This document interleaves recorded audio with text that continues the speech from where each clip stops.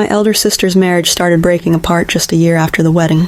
At first, it looked like ordinary misunderstandings every couple goes through.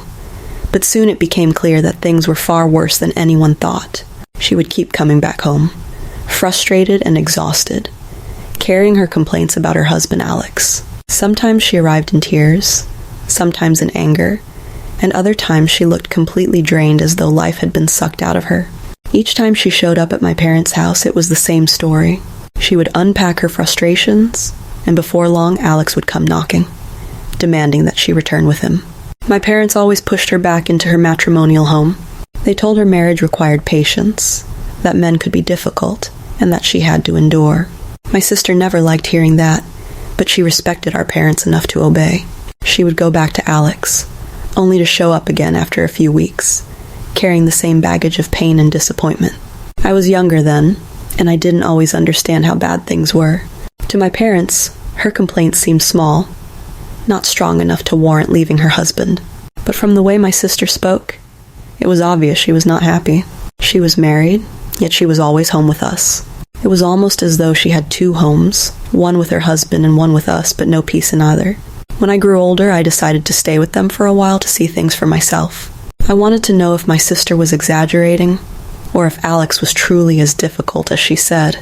It didn't take long for me to realize that their home was always on the edge of chaos. Arguments could break out over anything.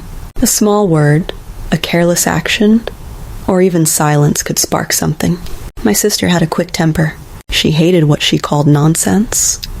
Alex, unfortunately, seemed to supply a lot of that nonsense. It was like both of them carried fire in their pockets, ready to light it up at the smallest strike.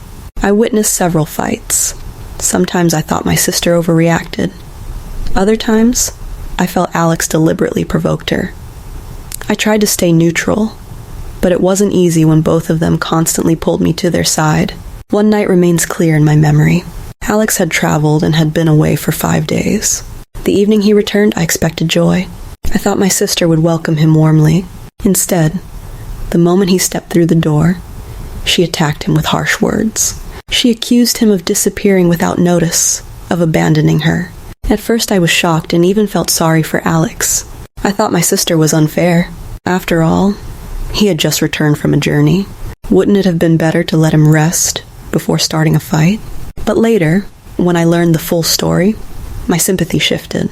Alex had indeed traveled for 5 days, but had not told his wife he would be gone that long. Worse, he stopped calling after the 3rd day. Imagine being married and not hearing from your husband for 2 whole days, not knowing if he was safe, not knowing what was going on. My sister's anger suddenly made sense. The constant fighting made me feel like a bridge between the two. Whenever they were not on speaking terms, Alex would use me as a messenger. He would hand me the housekeeping money and instruct me on what to do with it, knowing very well my sister would hear it from me. It was his way of talking to her indirectly. My sister, on the other hand, would take the money and often do the opposite of what he instructed just to show her displeasure. Sometimes Alex texted me before coming home, asking about my sister's mood. He would write, "How's she? Is she calm today or angry?" I would reply, "What did you do this time? If your case is good, then she should be fine." While I reported her mood to him, my sister sat next to me, pouring out her bitterness. She would list everything wrong with her marriage, and always ended with, "If not for Mom and Dad, I would have walked out of this silly thing they call marriage." Years passed, and nothing improved. Then one day my sister returned home with all her belongings. She was done. This time she swore she would never go back. I had already moved out of their house by then, but I still knew what was going on because both of them kept talking to me.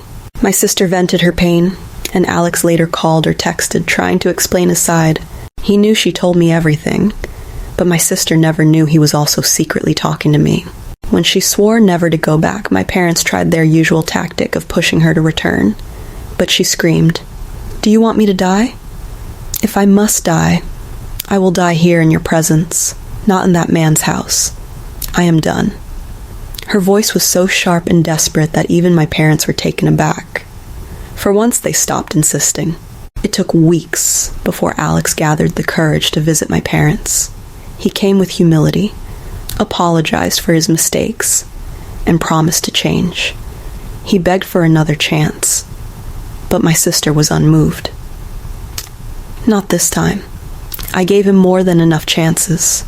He wasted all of them. The matter eventually reached the church and even extended to the family elders. Meetings were held. Elders sat down to counsel them, but my sister stood her ground. I am out. I've been burnt for too long. She was firm, and nothing moved her. At last, they were granted a separation, a cooling-off period to see if things could be fixed while they lived apart. From the start, Alex wanted reconciliation. He visited on weekends, bringing gifts, trying to win her back. But my sister rejected everything. She ignored him, gave him cold treatment, and eventually he stopped coming. Even though my sister left, she still had some of her belongings in the matrimonial home. She didn't want to see Alex, so she always sent me to collect items for her. I had her keys, which I kept in my purse, so I could go whenever she needed something. Sometimes when I went, Alex was around. He welcomed me, and we sat to talk briefly. He asked about my sister, and I would answer plainly, "She's doing fine without you." One day I cooked for him while I was there. It seemed harmless at the time, but it opened a door I didn't see coming. Another time, when I went there, he wasn't home. Just as I was about to leave, he arrived and laughed, saying, "Please let me know whenever you're coming, so I don't mistake you for a thief stealing my wife's things." He said it jokingly, but there was truth in it. The next time I planned to go, I texted him first. He asked me to cook for him again. Another time he asked me to stay and watch a movie. It was during one of those visits that everything changed. We ended up having sex. At that moment, it didn't feel as heavy as it should have. But when I got home and looked into my sister's face, guilt crushed me. I had crossed a line I should never have crossed. I had betrayed my own blood. I promised myself never to repeat it, but Alex didn't stop calling or texting. He kept pleading, and one day he claimed he was sick and needed me. I rushed over only to find him full of energy, bouncing around. That day, too, it happened again. The shame was strong at first, but as it kept happening, the guilt started to feel weaker. I began finding excuses. It's my sister's fault for sending me there. Maybe it's the devil's fault. Technically, they're not even together anymore, so it's not really a sin. These excuses made it easier for me to go back. Slowly, I was trapped. That was how things were before the biggest shock came, the pregnancy. When I discovered I was pregnant, my entire world collapsed in a single moment. The reality hit me so hard that I could not breathe. This was not just any pregnancy. It was a pregnancy with Alex, my sister's husband. My hands shook as I stared at the test result. I felt like the most cursed human being alive. For a long while, I sat in silence. I didn't know what to do. My sister had been married to Alex for 4 years and never conceived. And here I was, carrying what she had long desired but never received. The thought made me sick to my stomach. It wasn't just betrayal anymore. It was betrayal multiplied 1,000 times. I delayed telling Alex for weeks.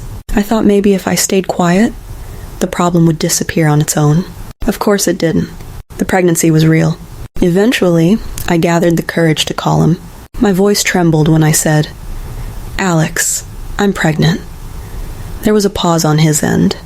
Then he asked, "You know I'm still your sister's husband, right?" His words pierced me like a knife. He didn't shout. He didn't panic. But his calmness carried weight. He reminded me of what I already knew but tried to bury. I was carrying the child of the man married to my own sister. After the call ended, I sat down and cried until my eyes swelled. But my tears didn't solve anything. When I stopped crying, I realized I had only one option. I had to end it. I couldn't bring that child into the world. I couldn't bear to face my sister's eyes knowing the truth. So I began looking for money. I didn't have much, so I turned to my sister. I asked her for money without giving reasons. She didn't hesitate. She gave it to me, not knowing what it was for. That same day, I went to the hospital and terminated the pregnancy. Afterward, I walked out of the hospital feeling empty inside. I thought I would feel relief, but instead I felt broken. I had killed something innocent, and my body didn't take it well. At first I tried to act normal. hiding my pain. But within days, complications began. The bleeding was heavy and unusual. My strength faded. And one evening, I collapsed in front of my sister. She rushed me to the hospital, panicking. I will never forget the sight of her face when she held me in her arms. She looked terrified. In the hospital, as I lay on the bed with IV fluids running into my veins, she sat beside me holding my hand. Her eyes were red. She asked softly, "What did you do to yourself?" The moment had come.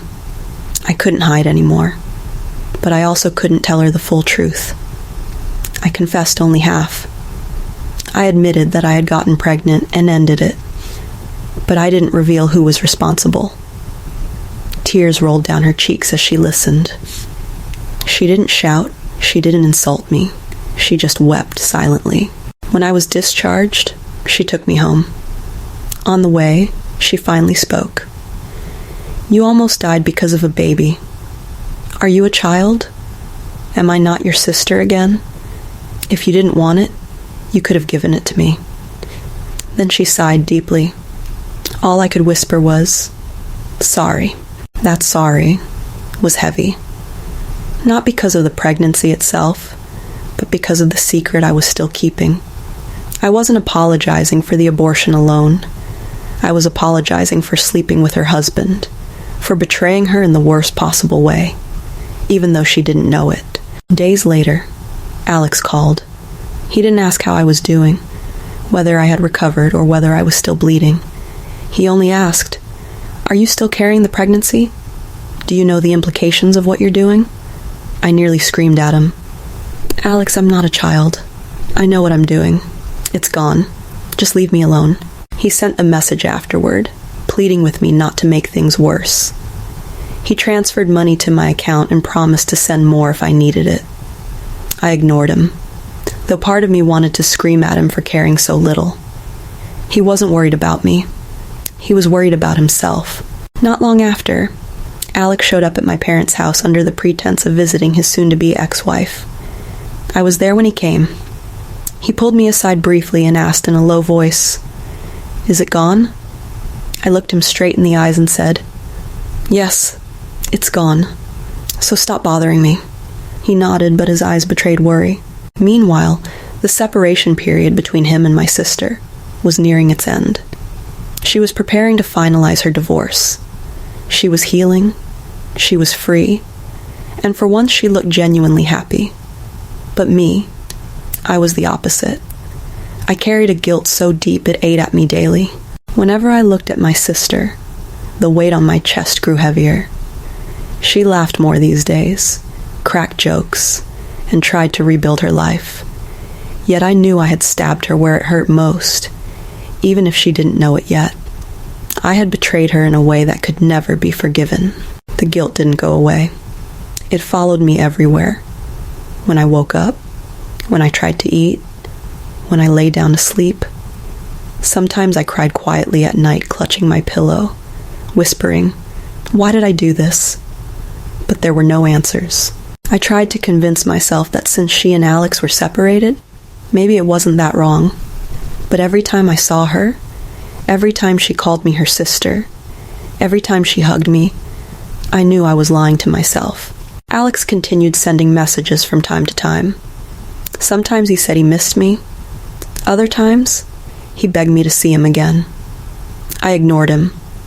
The thought of being with him again disgusted me, not because I suddenly hated him, but because I hated myself. I thought about confessing to my sister many times. I imagined sitting her down and telling her everything. But each time I pictured the look on her face, I froze. I couldn't destroy her newfound peace. So, I kept the secret buried. Yet deep inside, I knew I would never be free. Even after my sister's divorce, even after Alex was officially out of her life, I would still carry the memory of what I did. It wasn't just a mistake. It was a scar on my soul. Looking back, I sometimes wonder how I let it get this far. Maybe it was curiosity. Maybe it was loneliness. Maybe it was weakness. But none of those excuses changed the truth. I betrayed my sister. I betrayed myself. And I betrayed something far greater, trust. Today, when I think of everything, I don't blame Alex alone. I don't blame my sister. I blame myself. I walked into it with my eyes open. I had the power to say no, and I didn't. And now, no matter how much I try to move on, the past always whispers to me. My sister will get her divorce and finally be free.